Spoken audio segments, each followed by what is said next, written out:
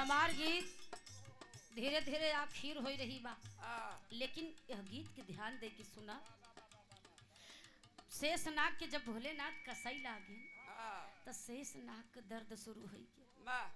अब इतना कस देहन, अरे टप टप गिरैया आंसू तो सना जाने, टप टप गिरैया आंसू। शेषनाग का आंस गिरा था, आशुतोष माने भगवान भोलेनाथ। टप टप गिरैया आंसू आशुतोष ना जाने, तो भांग धतूरा छाने मुड़ और पूछ पकड़ के नीचे हन कि तो हम नीचे जाए न दे। कसम भिरान है बाहरे कभी जहाँ न पहुँचे रवि वहाँ पहुँचे सब कभी।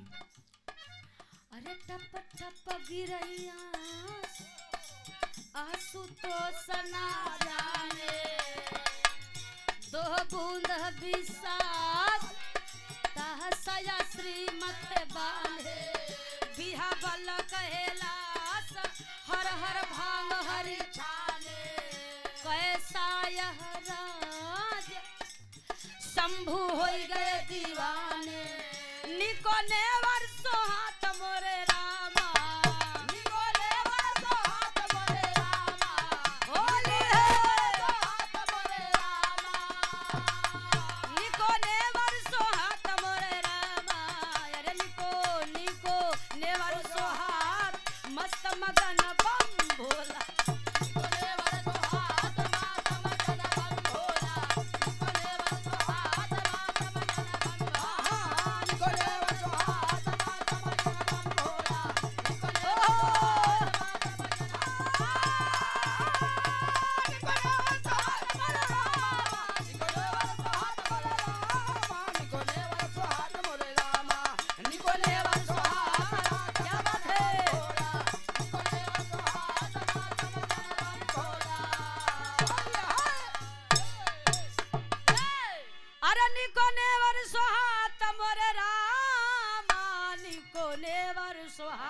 मोरे रामा।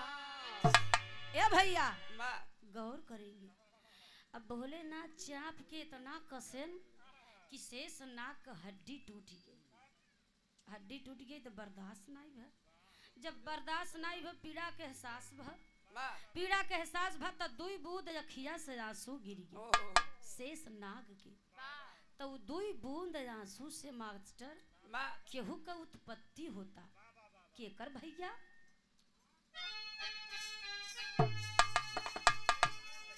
शेष नयन से जल जो छलका, जल नहीं वो मोती था, 137 लोचना जन्मी, एक ससुनैना ज्योति ज्योति जग बन के,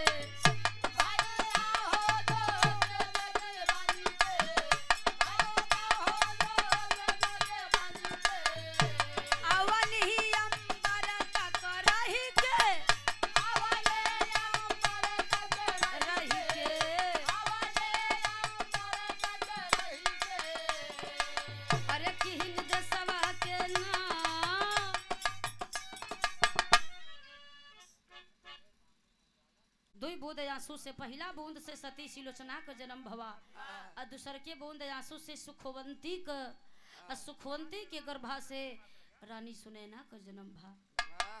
आखिरी और अंतिम लाइन में कहना बा, अरे लिखी डाले भुवाल मोरे रामा,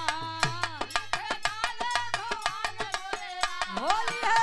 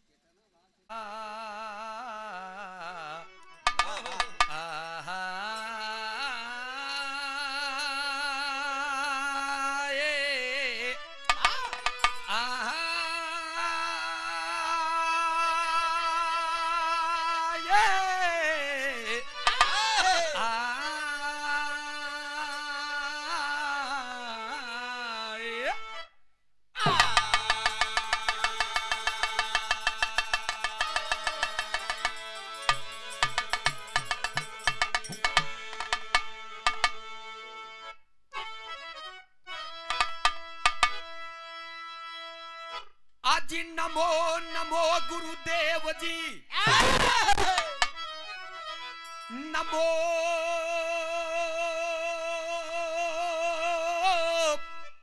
पिताय मात, नमो नमो रसना मेरी,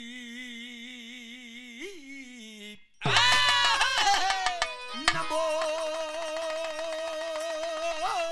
सभासद भात।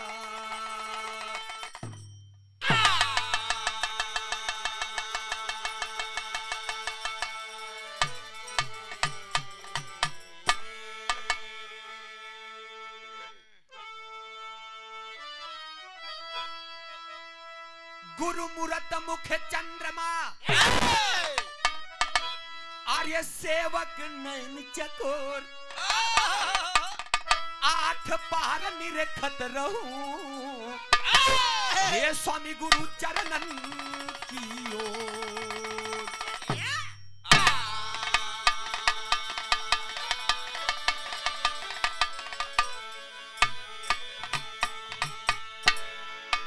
दिन का दीपक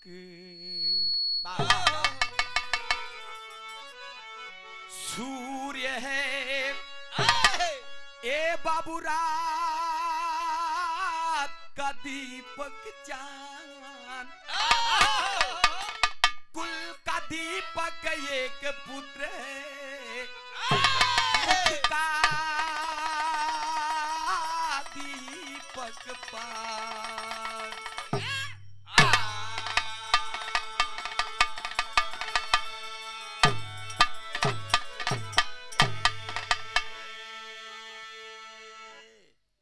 गुरु वशिष्ठ लग जाई के, अरे गुरु वशिष्ठ लग जाई के,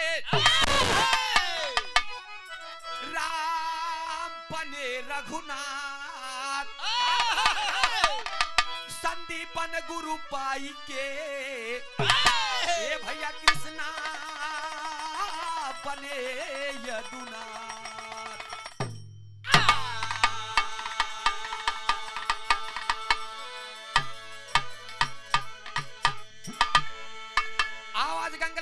यंग यंग, अरे असा स्नान हो कि आनंद पारी दे।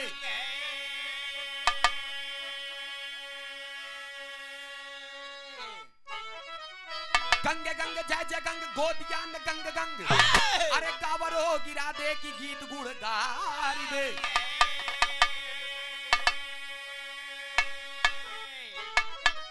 धीरज सिधार धार धरा पर धर्म बुधे, अरे ध्यान से धड़ंग ढंग धूल में धिकारी दे।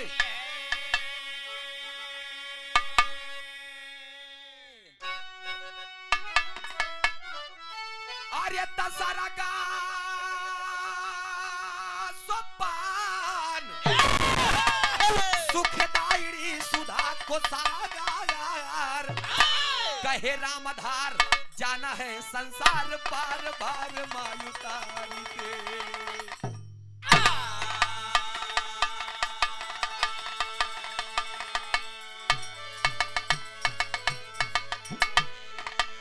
अच्छा बाबूजी, पुनः दूसरी बार आप लोगों के बीच में पधारने का मौका मिला। सबसे पहले मातृ शक्ति सरजमी भूमि को चरण वंदन करते हुए नमन करते हुए, माता वसुंधरा की गोद में बैठे हुए, घर परिवार के जुटे हुए एक एक नागरिक, एक एक सदस्य, कमेटी के जितने भी लोग हैं, कर्मचारी हमारे, कोनो अध्यक्ष बा, कोनो कोषाध्यक्ष बा, गांव के जुटे हुए जितने भी नागरिक हैं, बूढ़े बुजुर्ग तुल्य दादाजी, पिता तुल्य चाचा जी, हम सफर नौजवान साथी एवं हमारे देश के भावी कर्णधार बच्चे, माइक्रो ध्वनि के माध्यम से जहां तक भी मेरी आवाज जाती हो, हमारे देश के मां सती अनसुईया, मां लक्ष्मी, रुक्मणी, राधिका, पार्वती जैसी माताओं बहनों, आप सभी लोगों के श्री चरणों में मैं गायक कलाकार सूरज यदुवंशी तीर्थराज प्रयागराज बदरा झूसी की धरती से स्वागत अभिनंदन वंदन करते हैं। बड़ा ही शानदार कार्यक्रम आप लोगों के बीच में होली मिलन समारोह रखल गई। विराज जगत की बड़ी होनहार गायिका, बड़ी सुंदर गायिका, सुंदर हैं भी। अरे वाह, अच्छा तो का उनके सुंदरता से का लेला दे आज के जोड़ी तो अच्छा हाँ भाई, आज के हमार जोड़ी समझदार आदमी है। ठीक, दिमाग कहीं से लगा दो, इससे बुरा न मानो होली है। ए भैया, विराज जगत की बड़ी होनहार गायिका, बड़ी सुंदर गायिका प्रियंका माधुरी जी, आप लोगन के बीच, आप लोगन के क्षेत्र के हड़िया की धरती से आपको और आपके पूरे टीम को मैं चरण वंदन करता हूँ, नमन करता हूँ, प्रणाम करता हूँ। हमारे भारत भूमि की संस्कृति है, ये सभ्यता है, ये मान है, ये मर्यादा है, ये शालीनता है, ये मृदुलता है। और ये संस्कृत चलता हुआ चला आ रहा है कि कोनो भी इंसान यदि शुभ कार्य शुरू करेला तो अपने आगे के सामान चेक कर ले। तो तू चेक करे है? हाँ, एकदम टाइट है। अच्छा मैकवा, हाँ। ए भैया, इनकर बात नहीं, इन पे छोड़ा, हम आपन बतावत है। कोनो भी इंसान शुभ कार्य शुरू करेला तो सबसे पहले अपने मन चाहे देवी देवताओं की पूजा, विनती, इबादत, आराधना यानी कि याद कर लिया करता है। जैसे केहू राम के पुजारी बा, केहू श्याम के पुजारी बा, तो केहू आसाराम के पुजारी बा। होलिया में ए भैया, ई बारे हमार बात पे कई बात का भाई बुरा न मानो, होली है। आदमी आजकल जानता कौन संविधान लेके चलता है, ले ले ये वीर कहीं यार शीशा वाला वीर देहा। सबके बात छोड़ा, हम अपन बात बताओ। रहीमापुर में आए 15-20 जने देख गए, आगे चरपहिया सूरज यादव बैठा है, ओहो सूरज भैया, रुक गए, कहन उतारी जे हमके जानता ही बानर बनाई देबे। 4 लोग मिल के रक्षा नहीं कर पाए। ओकरे बाद उतरे, जैसे रगड़त रहन भाग गाले ओले में, जैसे देवाल वाल पाई हो। हमके ठीक बा, आए 15 मिनट आप लोग हमका देहा समय, हम स्नान किए, तैयार हुए। ए भैया, वेदों में मिला करता है, धन के चाहे वाले लोग माँ लक्ष्मी गणेश की पूजा करते हैं, लेकिन धन के शिल पूजदार आप कुबेर देवता जी हैं। अरे बल को चाहने वाले लोग महाबली दादा वीर बजरंग बली की आराधना करते हैं। ड्राइवर लोग माई दुर्गा के पूजा करलन, जैसे स्टीयरिंग पकड़ी है ना, एक बार गोड़े गई है, कहे ए माई, ए माई, ए माई, ए माई, जैसे हम चढ़त हई वैसे 2 मिनट में उतर जाए। 2 मिनट में ही तक आ जाए तुम, जैसे नौसिखिया रहल। अच्छा ठीक, बुरा न मानो, होली है। ए भैया, हम कहते हैं बुरा न मानो, होली कुर्ता फाट गए। ए भैया, इधर देखा, आप हम गवैया, बजवैया, पढ़वैया, लिखवैया, और दारू के पीवैया। अच्छा, वो केकर पूजा करे भाई? चखना के पूजा करे। अच्छी खाना ना मिला तब नमक चाट के काम चला। पागल आजकल सबकी ये गुजिया ही परादा वो न चले। ए भैया, अब उधर से भी बहुत सुंदर आप लोग वंदना सुना, जगत के दाता हुआ ना हो, बड़ी सुंदर भाव रहे। आप लोग बहुत अच्छा लगा, आप लोगों ने भी सुना, लेकिन मास्टर साहब तनी हमारे तरफ से आवाज जौन पुरानी विधा बा, जौन इलाहाबाद के पेवर खाटी चीज या देखा, हम शुरू करी तब हो, बाद में करे तब हो। वंदना की बड़ी शानदार लाइन बा, कौनो मेहरारू ही होली के सीजन में मन से धुआ दारू पी के पहुंचा अपने मेहरारू लगा मारे से एक तमाचा, जब एक तमाचा मार दे मेहरारू ऐठिए, जब मेहरारू ऐठ गए 4-6 दिन बोलबे नहीं, होली के दिन आए के मेहरारूआ मन से धुआ बोले, कहे अरे 6 दिन कहाँ रहे थे, कहन तू ही तो मारे रहे हमको, कहन जब तू मारे रहे, यानी जब हम मारे रहे तो 6 दिन बीत गए, बोला भाई नहीं भाऊ, आज 7 दिन होली आई है, तब बोलत यह मानेस नहीं मन से दू, जब मानेस नहीं वही है बेप मारे रहे, जब मानेस नहीं तब मेहरारू अपने मन से दुए से पूछत कि सारा इल्म लगाए कि हम सेट कह दे, लेकिन तू मानत नहीं है, आखिर तोहका हम मनावे के कारण कैसे करी, मन से दुए पूछत कैसे कही, बाबू दादा राम कैलाश की बड़ी पुरान लाइन है, कैसे मास्टर साहब?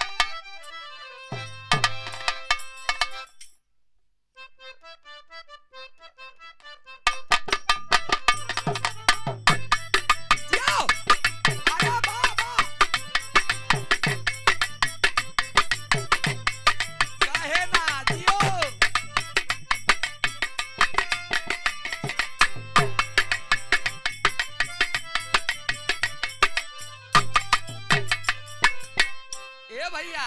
मेहररुआ घोड़े पकड़ ले बा वाह गोड़ पकड़ कहा बा ए राजा ए सैया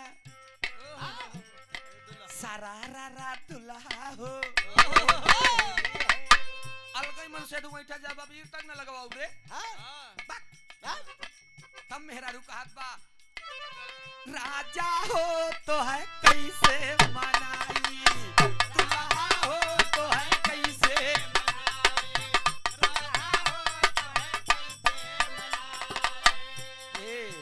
रतिया नींद ला गया वे ना यवाई गुस्सा ना तनिको सोई नहीं आवत रतिया नींद ला गया वे ना यवाई दुल्हा हो तो है कैसे मनाई सैया हो तो है कैसे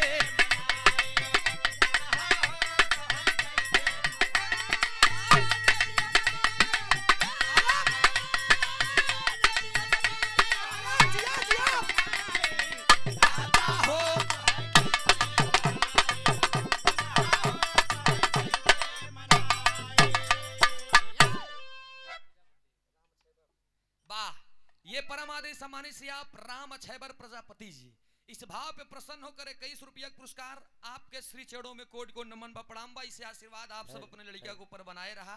देखा ही वंदना के लाइन हमार कैसे बा कवि की लेखनी का कमाल है। कवि ने इसमें ककारा भी डाला है और रस बंदिश भी डाला है।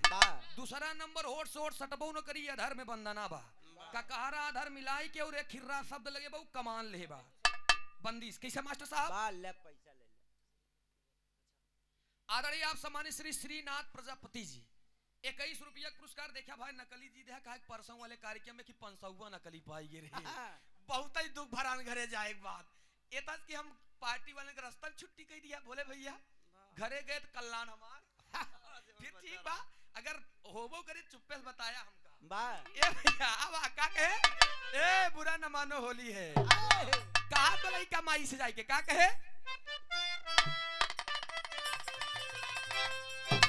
देखा हरे रक्त के आंसू आज गिराई रक्त के आंसू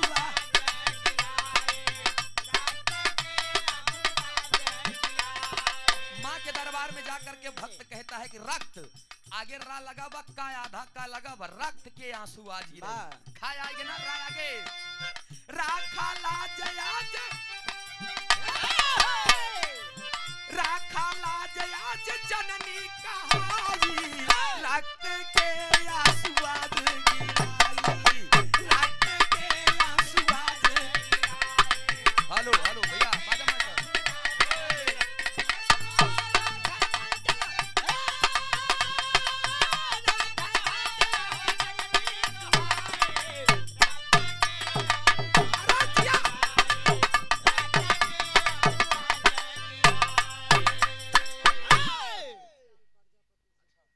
ये आदरणीय आप सम्मानित श्री बा मौजीलाल प्रजापति शिवपुर की धरती से क्या बात है। शिवपुर की धरती भी एक ऐसी धरती है जहां पर लोग बिरहा के पारखी बैठाए जान लिया। 21 रुपया पुरस्कार नमस्ते प्रणाम बा सिटिया न भाई ओइसन हाँ रामचंद्र मिस्त्री भैया इनके पास करेजा बा ये ऐसन में नहीं पहच अरे भाई हेलो सही करें हेलो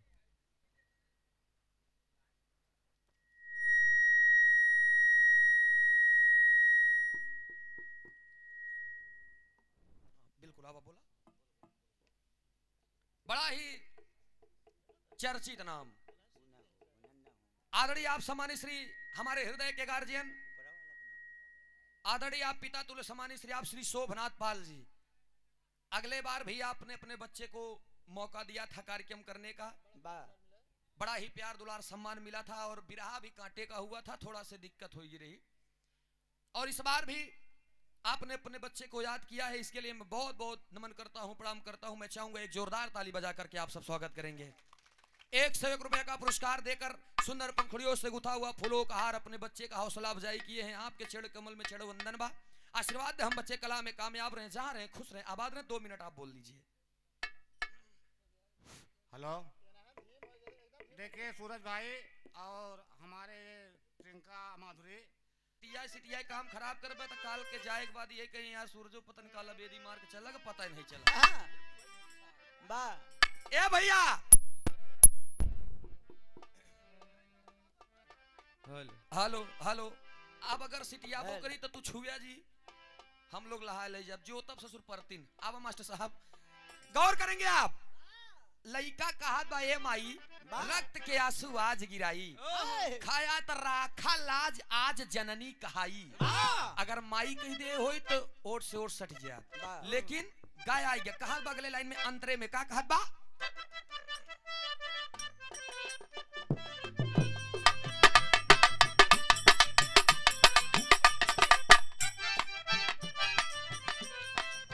राग रगिनिया के रंगदार कीलू राग रगिनिया के रंगदार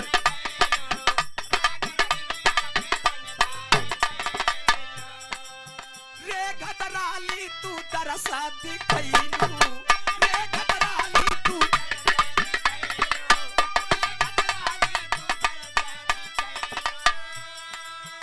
अंगा गवैया कहे अंगा माने कुछ नहीं लेकिन रा लगा देखा अंगा देते ही रंगा रंग देते कितिया सजाई रंगा रंग देते कितिया सजाई रक्त के आंसू आज गिराई रक्त के आंसू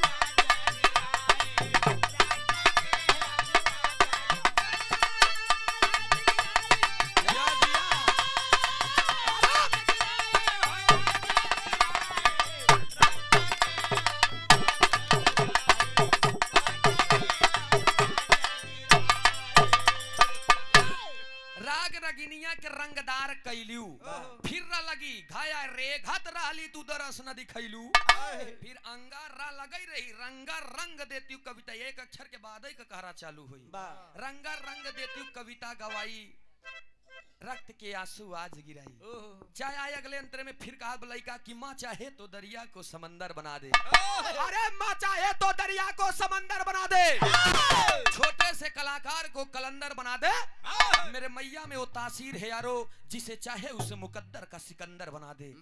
यही से कहा बगले लाइन में क्या कहे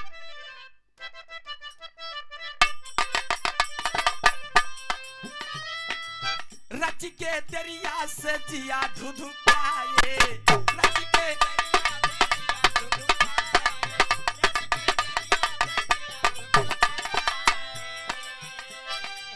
रक्षा करिया तू शीश झुकाए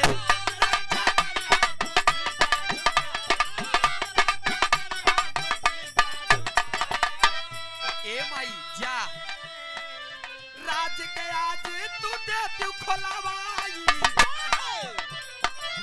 राज के आज तू दे तू खोलावाई रक्त के आंसू आज गिराई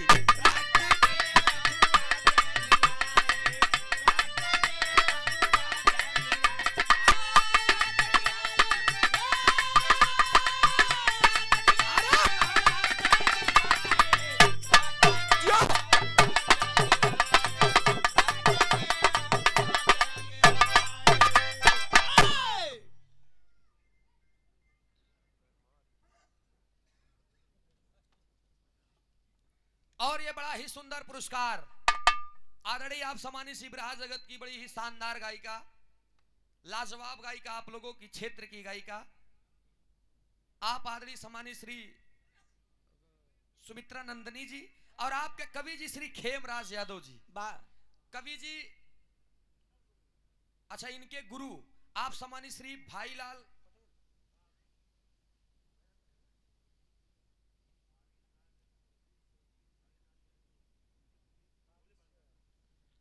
आदरणीय आप श्री कवि खेमराज यादव जी और बिराज जगत की बड़ी ही शानदार गायिका सुमित्रा नंदनी जी के गुरु स्वर्गीय भाई लाल यादव जी के सुपुत्र भोले भंडारी जी आपके तरफ से ये बड़ा ही सुंदर पुरस्कार 50 रुपए का पुरस्कार कल आपके माध्यम से ही कार्यक्रम बुजुर्ग में लिखा गया है। हाँ कल बुजुर्ग में कार्यक्रम बा अच्छा श्वेता है श्वेता अर्पण श्वेता अर्पण जी से कल कार्यक्रम है बुजुर्ग की धरती पर। बहुत बहुत नमन बा, प्रणाम बा। तनी टाइम से हम आई जब भाई तनी ध्यान 5 बजे से पहले ना आई बा। ए भैया लइका कहत बा माई से कि माई राज के आज तू देती खुलवाई, रक्त के आंसू आज गिराई, तेरी ज्योति से नूर मिलता है, अरे तेरी ज्योति से नूर मिलता है, हमें दिल को सुरूर मिलता है। मैंने सुना ही नहीं बल्कि देखा भी है माँ, तेरे द्वार पे जो जाता है उसे कुछ न कुछ जरूर मिलता है। यही से जा के बाद झा अगले लाइन में लास्ट लाइन में लड़का कहत बका कहे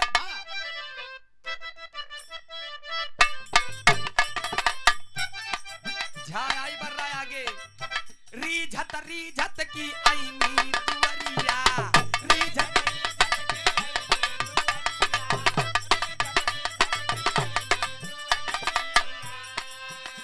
के हथवा से हार कई तलैया लई के हथवा से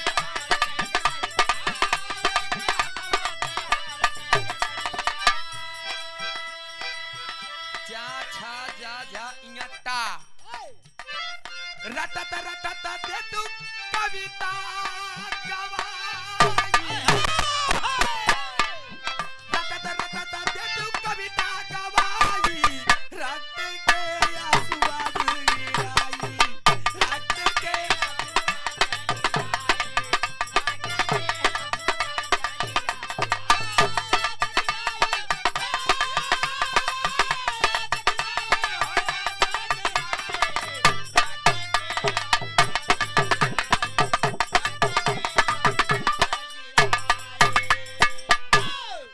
लास्ट लाइन में लड़का अपने परिवार और खानदान के परिचय देत बा।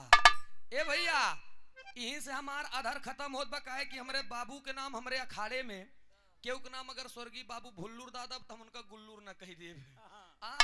यही से यहीं से हम हटावत है। अब देखा हमारे गुरु घराने के परिचय हमारे परिवार में कितने लोग हैं, मैंने किन अखाड़े से ताल्लुकात रखा का कहना पड़ा मास्टर साहब।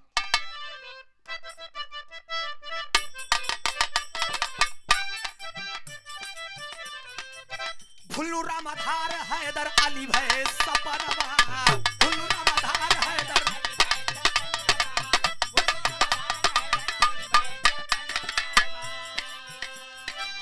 गुरु राजा राम जी के चूमी हम चरणवा गुरु राजा राम जी के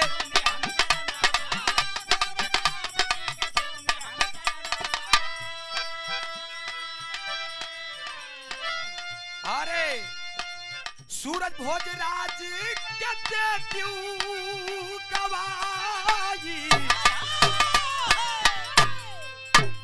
सूरज भोजराज कहते क्यों गवाई रक्त के आंसू आज गिराई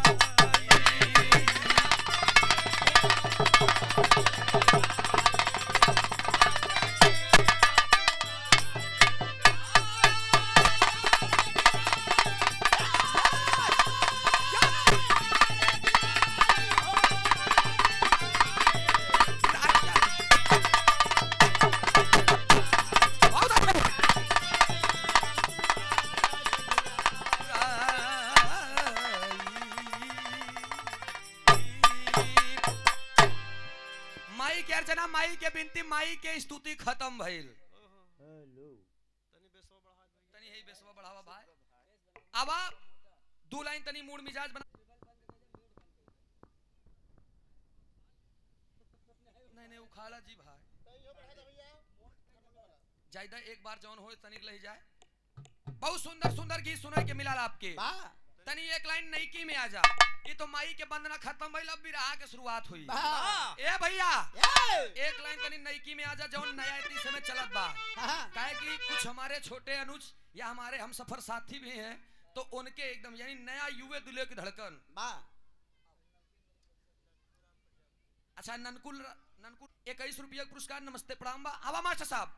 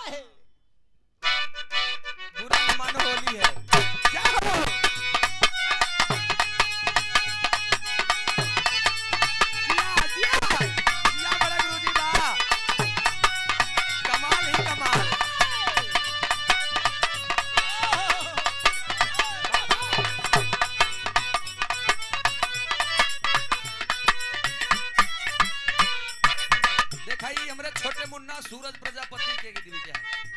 अब ना कहें सूरज भैया हमके का के गीतिया गावल करा हमके ही कहे कोनो लड़की और लड़का के बात रहे दिल्ली स्टेशन पे दोनों एक ही ट्रेन पर एक ही डिब्बे पे एक सीट पर बैठे हुए लड़किया के लड़कवा देखे एक नंबर साहब लड़किया के लड़कवा देखे तो 2-4 मिनट देखते रहेगा जब देखते रहेगा तो लड़किया कहा कि ए लड़के तू मुझे ही बार बार क्यों देख रहा है लड़का ने कहा तू बेहया है तू बेशरम है तू बेहुदा है लड़कीवा आओ ताओ खड़ी हुई है जब सीट पे खड़ी हो के क्यों बोल रहे हो तुम ऐसे कहनो जमाना था जब हमारे आजा बाबा दादा लोग पैसे कम पड़ते थे तो अपन कपड़ा कम करवाए देते रहे लेकिन आज पैसा ज्यादा बा ई तोहार लोग के फैशन है जो कपड़ा आधा पहिर ई मच्छरदानी पहिर के जब मच्छरदानी नहीं है वो अपन फैशन है उनकर लोग के ए लड़कियां उठ के कहे सुनो तुम जैसे लड़के हमको देखकर अपना मूड फ्रेश किया करते हैं तब लड़कवा वो लड़कियां से कहा बा का कहे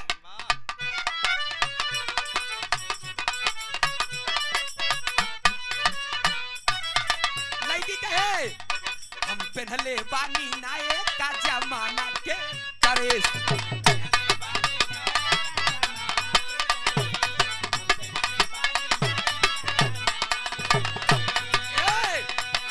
तारा तारा देख के तू मूड अब अरे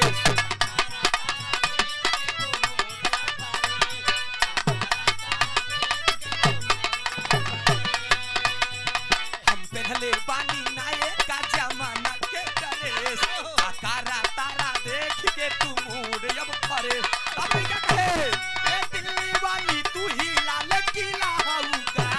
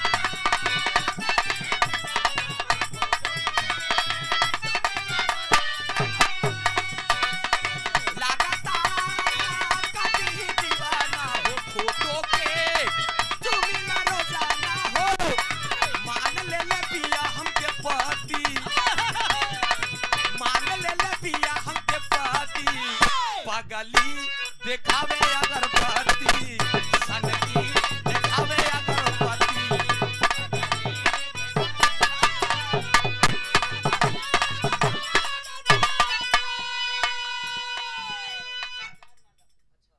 भैया हमारे मोहम्मद आजाद मर्दापुर की धरती से 21 रुपया का पुरस्कार भैया के नमस्ते प्रणाम। ए अरे बनल चाहती या श्रीमती बनल चाहती या श्रीमती बगली दिखावे अगरबत्ती पूरी दुनिया वालों ने गा दिया लेकिन ये गाना तो हिंदी फिल्म से हिंदी लोगों ने गाया। कैसे गाया है दीदी तेरा देवर दीवाना भैया मेरे कमलेश पांडे शिवपुर की धरती से 51 रुपया पुरस्कार नमस्ते प्रणाम आशीर्वाद की चाबा कहा तका कहे दीदी तेरा देवर दीवाना हाय राम कड़ियो को डाले दाना हाय राम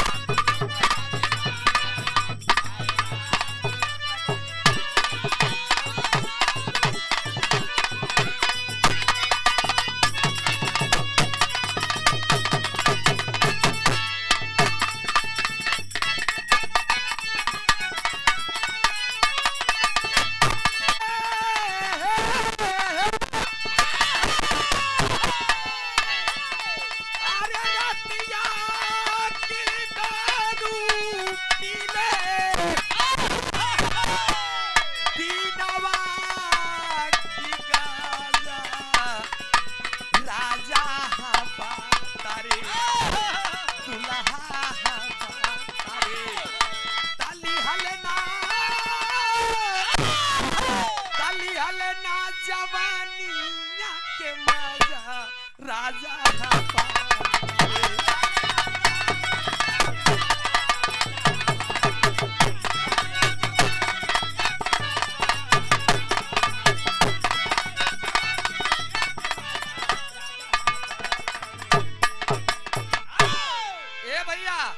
लक्ष्मीकांत वर्मा मर्दापुर की धरती से 21 रुपया पुरस्कार। नमस्ते प्रणाम बा आशीर्वाद पीछाबा एक स्वर से सभी लोगन के नमन बा।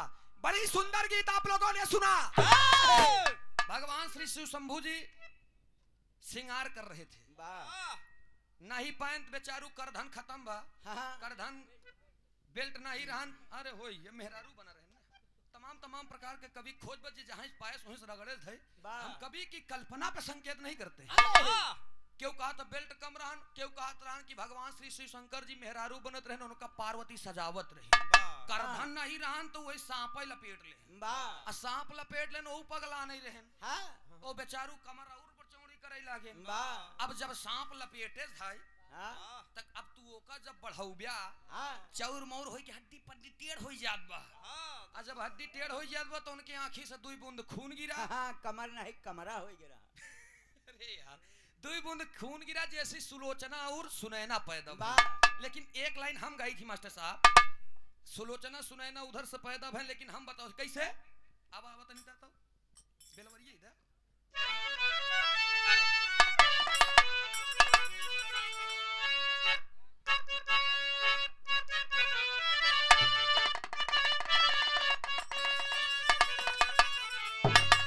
अरे शिव शंकर त्रिपुरार दमाद भये जब दक्ष के बिटिया के रही सती। सती के पहले ढेर बवंडर भरहन। ओकरे पहले जब श्रद्धा के रंजन था राजा दक्ष के औरत श्रद्धा माई के भेज देन के जाओ एक पुष्प लेकर के आओ। चला गई जब चल रही माई श्रद्धा एक पुष्प ले बरे। पुष्प इतना जल्दी बरहिन तोड़िन उनके कांटा चुभ गया। 3 बूंद खून गिरा हुआ। 3 बूंद खून गिरा जहां मेनिका कलावती कन्या पैदा भई। मेनिका कलावती कन्या पैदा हुई। वही मेनिका कलावती कन्या अगले जन्म में मैना सुनैना सुभैना भई। वही मैना सुनैना सुभैना से 3 बिटिया, मैना से पार्वती, सुनैना से सीता और सुभैना से राधा पैदा भई।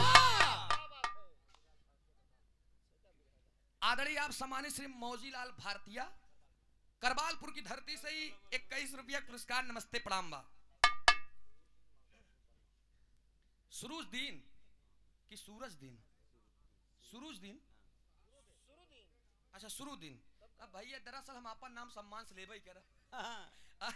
शुरू दिन भैया मर्दापुर बर्मा 21 रुपया पुरस्कार। इस भाव पे प्रसन्न होकर बहुत नमन बा प्रणाम बा आशीर्वाद दे। हम बच्चे कला में कामयाब रहे। आप देखा मेनिका कलावती कन्या से मैना सुनैना सुभैना, मैना से पार्वती, सुनैना से सीता और सुभैना से राधा।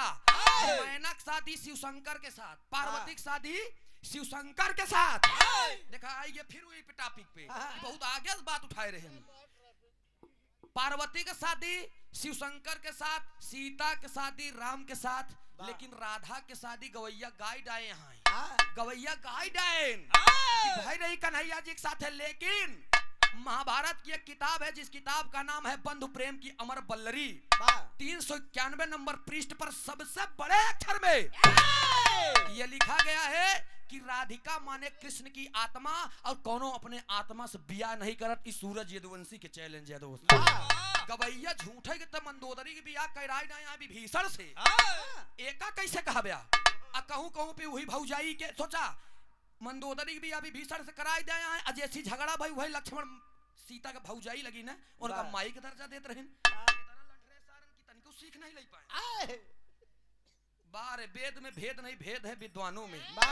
अब बड़ी सुंदर बात रहे तो बात पे बात न कही जाए तो बात होती है। अब दिन में कीच काच हो जाए तो रात होती है। अगर बाराती से दुल्हा गायब हो जाए तो पूरी बारात बेड पर से दुल्हन भाग जाए तो। अब एक लाइन हम गावत है कि होली के प्रथा शुरू कब से भाई। खाली 5 मिनट के लोग गीत देते हैं, बाद में आप सब विराज जगत की बड़ी शानदार गायिका हाँ, बड़ी जानदार गायिका आप प्रियंका माधुरी जी से विराह का आनंद लेंगे। अब मास्टर सभी बेलवरी दे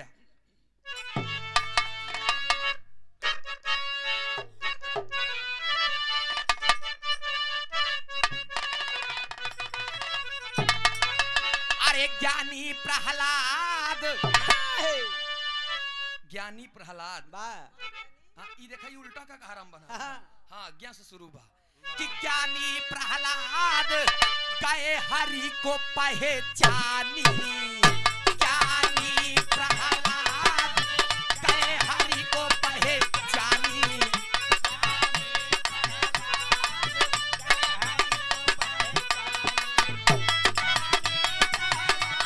अरे जी आया प्रयागराज, क्या बात है।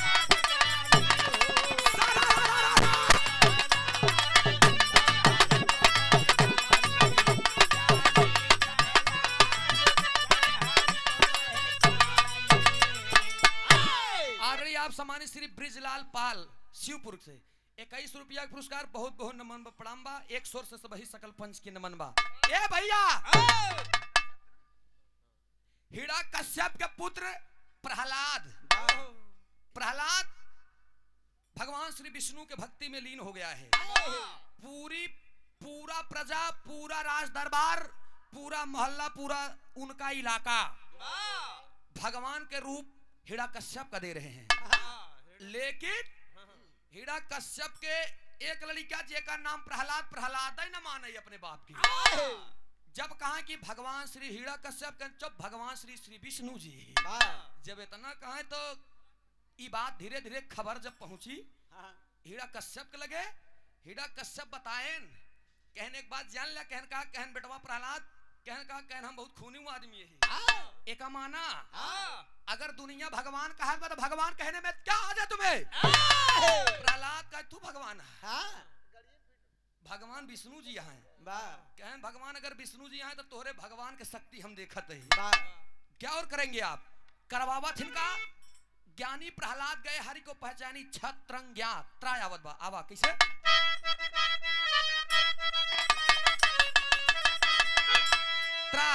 त्रेता में वो नाम कर गया, बड़ा रहा मतवाला। छसे अरे छत्री की तरह हटा नहीं, बड़ा है हिम्मत वाला, हंसता वह जाता।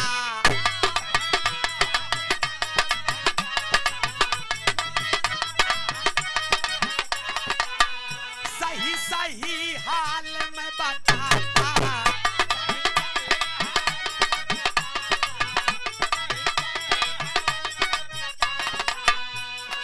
बदन लथाम अब लगे पछताने।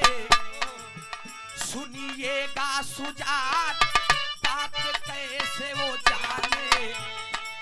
हिड़ा कश्यप सोचता है कि हमारे बेटवा टेन, लेकिन आज मेरे गोदी का लाल होकर के मुझे भगवान मानने के लिए नहीं तैयार है।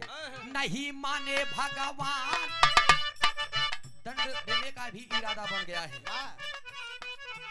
नहीं माने भगवान, दिल और जान से माने। कह रहा है करोगे तुम, याद करोगे तुम,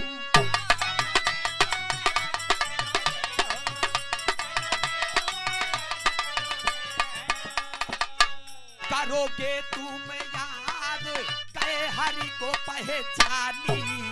करो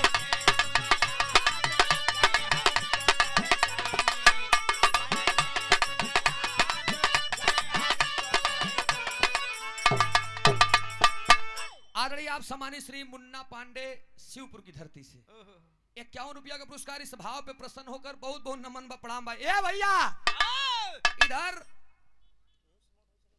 ले जा करके प्रहलाद को एक बड़ी से खाई पर से ढकेलवा देन के देखी थी तोरे भगवान में कितनी शक्ति बा। हमका भगवान माने बरे नहीं तैयार रहा।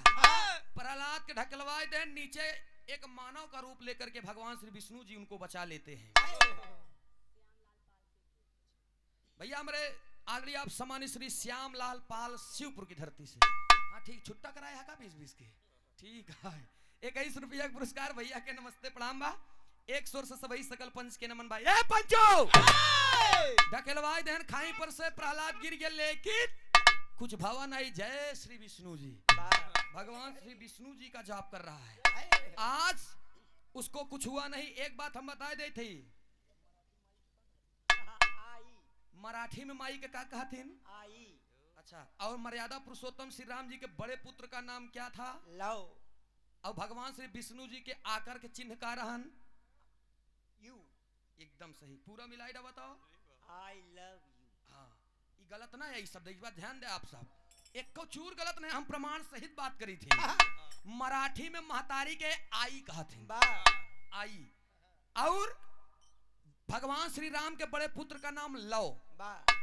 अब भगवान श्री विष्णु जी के आकर यानी जौन चिन्हवा लगा वो यू। I love you. प्यार बहुत बड़ी चीज है, जान ले। लेकिन प्यार पाक और साफ हो तब। हर जगह से लबेदर हो तो का प्यार नहीं कहते। ए भैया, इधर प्रहलाद के ढकेलवाए थे, लेकिन भगवान श्री विष्णु जी की माया है, बच गया। और जब बच गया फिर हीरा का सब सामने आया। जब फिर हीरा का सब सामने आकर आई प्रहलादवा भाई जिंदा बा, इधर आओ। बुला करके अपने सामने और करते क्या है वासे।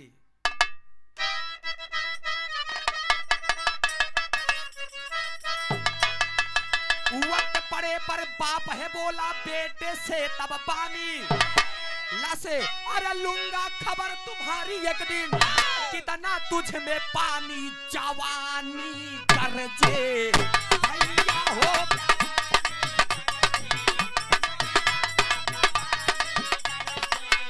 बेटा बापू से नाही बरजे।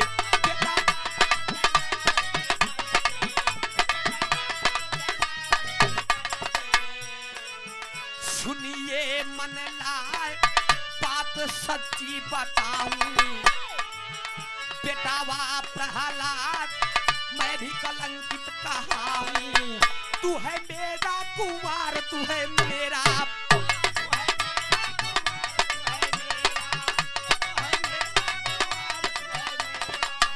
तू है मेरा कुमार, गए हरि को पहचानी।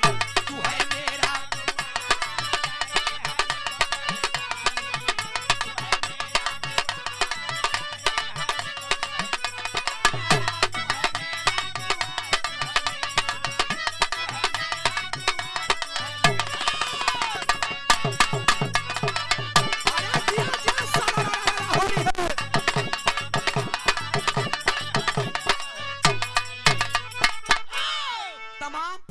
विवेचनाओं से बचता हुआ प्रहलाद आज अपने बाप के सामने खड़ा है। पिताजी, दुनिया में जितना इल्म हो सब फिट गई लिया, लेकिन तू हमार कुछ न कही वो ना हम तो का भगवान माने बरे तैयार है। यही गौर करेंगे पंचो।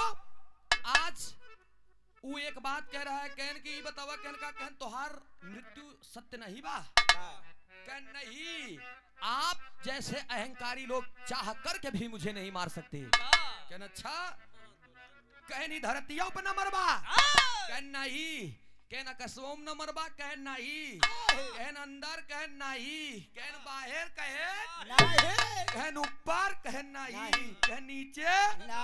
कहन अगली। कहन नहीं, कहन बगली। कहन नहीं, आगे पीछे ऊपर नीचे अगली बगली कहूं न मरबा। और बतावा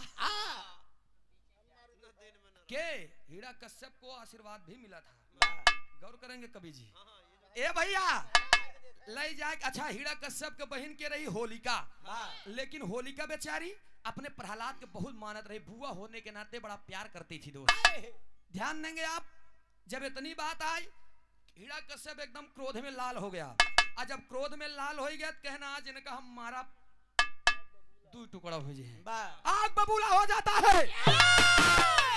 वार करन प्रहलाद के ऊपर, लेकिन प्रहलाद को भगवान श्री विष्णु जी हाँ बचा लेते। ओम नमो भगवते वासुदेवाय नमः। ओम नमो भगवते वासुदेवाय नमः। जाप कर रहा है। ओम नमो भगवते वासुदेवाय नमः। जय जय हे भगवती सुरभारती तो चढ़ो प्रणमा नादा तुम्हें जय वागीश्वरी शरणम ते गच्छामा। उपरेहित महाराज पंडित नहीं होत बा। पूजा अर्चन के साथ बताओ तो हे प्रभु हमारी लज्जा बचा लीजिए स्वामी, वाह। मैं आपके सहारे हूँ, मैं बाला कबोध हूँ, मुझे तो मार देने का ये लोगों ने विचार कर लिया है, लेकिन भगवान श्री विष्णु जी कहने ओह अपने आशीर्वाद का ये नाजायज फायदा उठा रहा है। ना तो इसको ऊपर ही मारा जा सकता है, ना नीचे ही मारा जा सकता है, ना अगली न बगली। तो एक काम करा, ना तो रात में मराई न दिन में मराई, तई मराई कब गौर करेंगे होट का बा। अगले लास्ट लाइन में समय बहुत कम बा, हम समय ज्यादा लेबो न करब। कहे का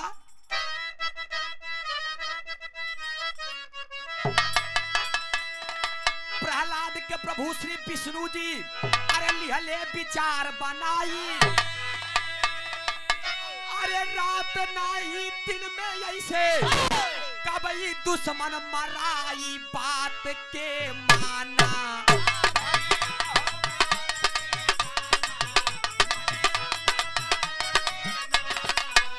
दिलवा में हित के खाना,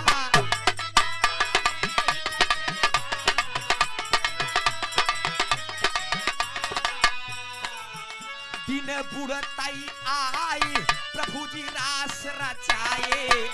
और करेंगे आप पंचो, न रात के मराई न दिन में मराई, समय के आस लगा बा, दिन डूबत बा। भगवान से विष्णु जी कहन तुम्हारा अहंकार तुम्हारे पाप का घड़ा ज्यादा हो चुका है, भर जब एकदम लोटा में जितना पानी आई उतना ही डलबे तो ठीक बा, ज्यादा डलबे तो उड़ाई लगी।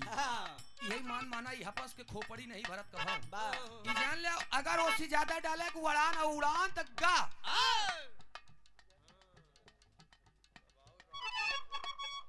आदरणीय आप सोहन लाल जी के सुपुत्र पकौड़ी वर्मा स्वामी, अच्छा सोहन लाल खलीफा भैया की तरफ से ये 21 रुपया पुरस्कार नमस्ते प्रणाम बा। एक सोर से सभी सकल पंच के नमन भाई। पंचो दिन बुढ़ताई आई लिहले रास रचाई। भगवान श्री विष्णु जी आ गए, लेकिन कई के एक जुआर नरसिंह रूप बनाई।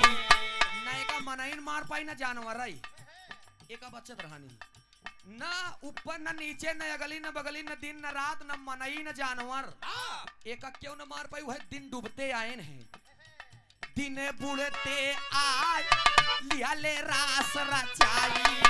कई के सब जुआर नरसिंह रूप बनाई। दिए पिचवई से फार दिए पिचवई,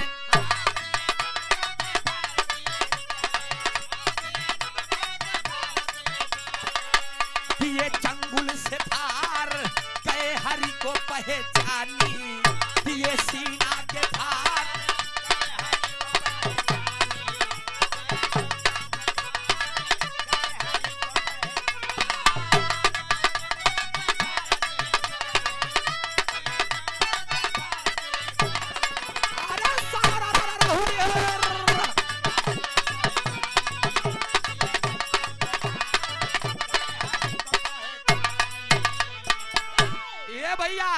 नरसिंह रूप बनाए के दिन डूबते भगवान श्री विष्णु जी हीरा कश्यप के पकड़ के ऐसा जंघवे पे अपने रख के फाड़ देहन। न मनई न है न तो जानवर है, आधा आधा रूप बहा। रातौ न है न दिन है, दिन डूबते हीरा कश्यप का कहानी खत्म। बुआ होलिका जुआर लगाइन के अब इनका हम ले, इनकर हम बंद करब हमारे भैया के मारे, वो भी दुश्मन के हाथ है। अरे बाप रे बाप, सच्ची रामायण की तो बात ही छोड़ दीजिए। ए भैया होलिका विचार बनाए लेकिन हम मारब तो मारब, इनका अपने भैया के बता जरूर ले। जब इतनी बात कहे चल दिन होलिका, होलिका के पास ब्रह्मा जी के द्वारा वरदानी चादर मिला रहन कि अगर ओका ओढ़ के अग्नि में बैठ जाबू तो ही जली ना। लेकिन प्रभु के माया देखा, पहले के प्रहलाद के अग्नि में बैठ गए, और जब अग्नि में बैठ गए देखा प्रभु के माया भगवान की, और जवन चादर रहन उस चादरवा उड़ के प्रहलाद के ऊपर हो गया और इधर जले लागिन होलिका। और जब होलिका जले लागिन तो होलिका वहीं से रो करके सवाल करती है, ताई माने प्रभु ये झूठा वरदान देते हैं आप ब्रह्मा जी, आप झूठा वरदान दिए थे। ब्रह्मा जी कहा पागल या यही तो धर्म और अधर्म के पहचान हुई है। तो का हम दे रहे धर्म काम करे बेरे धर्मी रहू, हमार पूजा अर्चन विनती करू तब तो ले जाए के बतावा हमारे भक्त के जलावे बेरे तैयारी है। ओकरे बाद हवा के रूप में अगर चादर अपना मुख मोड़ दिया तो कब इतना सहूर होई चाहिए हमका ना याद के कि अपन चादर अपने तरफ ले जाए के, लेकिन ई ना ई होई पाएस। और वही चादर प्रहलाद के ऊपर काम करने लगा, प्रहलाद बच गया और होलिका जल गई। जब होलिका जल गई उसी दिन होलिका दहन, होलिका दहन के रूप में लोग आज होली मनाते हैं दोस्त। कहना पड़ा गुरु घराने के परिचय।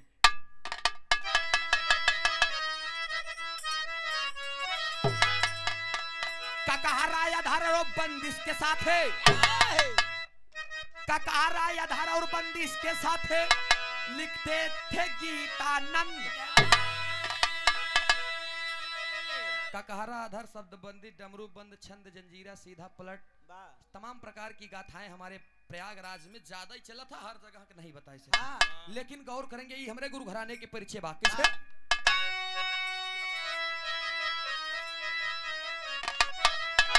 ककहरा आधार बंदिश के साथ है डमरू बंद और छंद। अरे भुल्लुर दादा रामधार हैदर गीतानंद बात के जाना।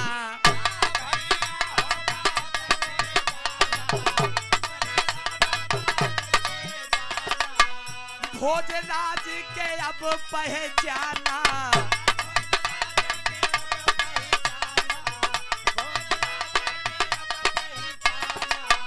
बाबू रामधार कुड़की खोपड़ी वाले विराह जगत में एक बात जान ला दोस्त, बाबू रामधार से बड़ी खोपड़ी भोले भंडारी चचा, बाबू रामधार से बड़ी खोपड़ी विराह जगत में केहू नहीं रहा। और आज की दुनिया में है तो तू हार है। ए भैया बाबू रामधार बड़की खोपड़ी वाले गुरुवर राजा राम सूरज यादव को पाले। ध्यान दो दोस्त, हमार पैदाइश अहिराने में भव है, लेकिन खाना पीना और विराह जगत में पैदाइश हमारे गड़राने में भव है। हाँ, हमारे गुरुजी के नाम उस्ताद श्री राजा रामपाल केवटलिया के धरती पे भेड़ी उड़ी दूध हम पिए ये तो जान लिया, तब भाई आज गरजत रही थी। यही से कहे बाबू रामधार मोटकी खोपड़ी वाले गुरुवर राजा राम सूरज यादव को पाले।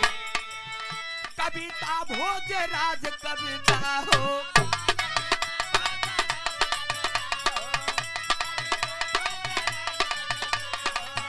लिखते भोजराज के हरि को पहचानी। लिखते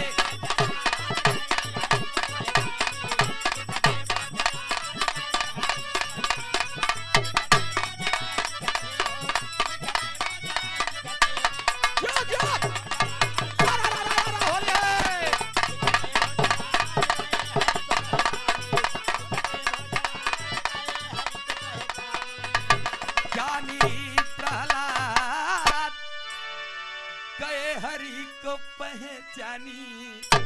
बहुत बहुत धन्यवाद। अब आप सब उधर से ला नंबर फिर भी रहा शुरुआत हुई।